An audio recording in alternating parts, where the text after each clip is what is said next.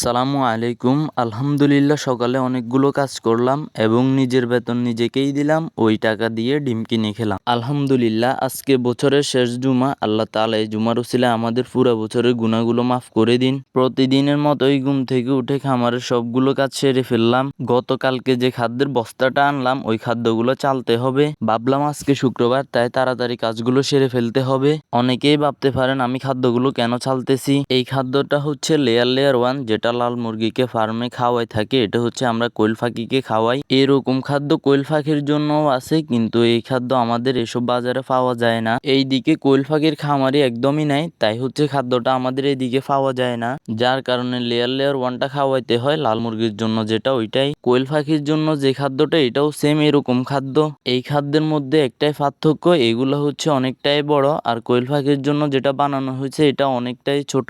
দুইটাই সেম খাদ্য, শুধু পার্থক্য বড় আর ছোট। তো যাক, আলহামদুলিল্লাহ আমি এগুলাকে খুব সুন্দরভাবে চালার চেষ্টা করতেছি, যাতে বড়গুলা উপরে থাকে ছোটগুলা পড়ে যায়। এরপরেও দেখলাম যে না, মাঝে মধ্যে অনেকগুলাই বড় পড়ে যায়, তো এগুলোকে আবার নেক্সট টাইম চালতে হয়। একটু কষ্টই আছে মোটামুটি। আমাকে এই কাজটা মাসে প্রায় 3 থেকে 4 বারই করতে হয়। প্রতি মাসে 3 বস্তা খাদ্য লাগে, তাই আমাকে এই কাজটা মাসে 3 বারই করতে হয়। শুধু এখানেই শেষ না, আরো অনেক কাজই আমাকে করতে হয়। খাদ্যগুলো ছালার পরে যেসব ভুট্টাগুলো বড় থাকে ওইগুলো হচ্ছে আবার বাজার থেকে চুরাতে হয়। ওইগুলো বাজার থেকে গুঁড়া করে আনার পরে আবার সবগুলো খাদ্য একসাথে মিক্স করতে হয়। অনেকেই বলতে পারেন এত কষ্ট করে এত কাজ করার কি দরকার। মূলত আমার কোয়েল পাখিগুলো বড় যে ভুট্টাগুলো ওইগুলো খেতে পারে না, যার কারণে আমার সবগুলো খাদ্য নষ্ট হয়ে যায়। কিন্তু আলহামদুলিল্লাহ এখন এই সিস্টেম করার কারণে আমার একদমই খাদ্য নষ্ট হয় না। পাখি নিজেও স্বাচ্ছন্দ্য বোধ করে এই খাদ্য খেতে। এইটা বলার কারণ হচ্ছে আমি তো আগে দেখেছি পাখি কিভাবে খাদ্য খেত, এখন এই সিস্টেম করে দেওয়ার ফলে আলহামদুলিল্লাহ পাখি খুব ভালোই খাদ্য খেতে পারে।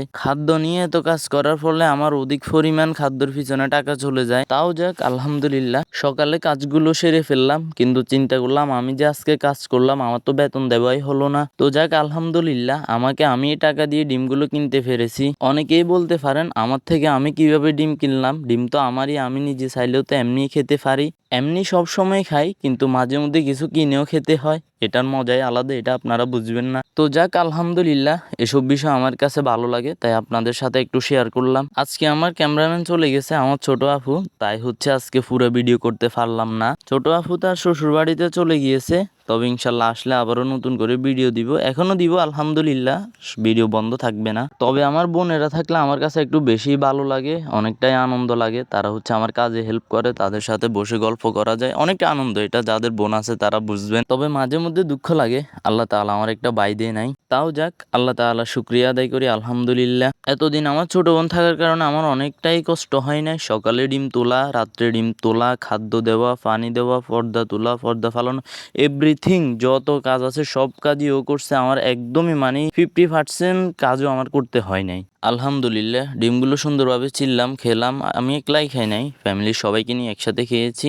আপনারাও ফ্যামিলির সবাইকে নিয়ে খাবেন। ডিমের সবচেয়ে একটা বিশেষ উপকারিতা, এটা তো অধিক পরিমাণে প্রোটিন আছে এবং হচ্ছে অ্যালার্জির জন্য এটা অনেকটাই উপকারিতা, যেটা আমি উপকার পেয়েছি অ্যালার্জির জন্য। আপনারাও এটা খেতে পারেন যাদের অ্যালার্জি আছে। আমি মূলত অ্যালার্জির উপকারিতা পেয়েছি, তাই আপনাদের সাথে এতটুকু শেয়ার করলাম। তো ইনশাল্লাহ দেখা হবে নতুন কোনো ভিডিওতে। সবাই আমার জন্য দোয়া করবেন, আল্লাহ তাআলা যেন আমার ব্যবসায় বারাকা দান করেন। আসসালামু আলাইকুম ওয়া রাহমাতুল্লাহ।